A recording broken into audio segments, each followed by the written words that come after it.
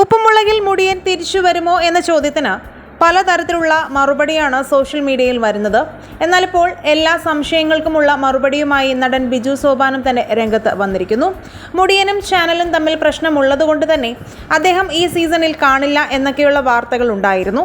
എന്നാൽ സീനിയർ താരങ്ങളായ ബിജു സോപാനം, നിഷാദ് സാരംഗ്, മറ്റു ചിലർ ഇടനില നിന്ന് പ്രശ്നങ്ങളെല്ലാം സോൾവ് ചെയ്തു എന്ന വാർത്ത മുന്നേ പുറത്തു വന്നിരുന്നു.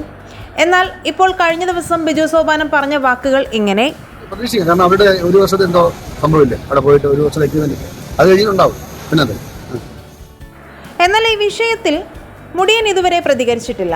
കാരണം ബിഗ് ബോസുമായുള്ള എഗ്രിമെന്റ് പ്രകാരം മറ്റു ചാനലിന് വേണ്ടി പരിപാടികൾ അവതരിപ്പിക്കാനോ അഭിനയിക്കാനോ പോയാൽ എഗ്രിമെന്റിന് എതിരാകും എന്നതിനാലാണ് മുടിയൻ തന്റെ സോഷ്യൽ മീഡിയയിൽ പോസ്റ്റ് പോലും ഇടാത്തതെന്നും എന്നാൽ തിരിച്ചുവരും എന്നത് ഉറപ്പാണെന്നാണ് അറിയാൻ സാധിച്ചത്.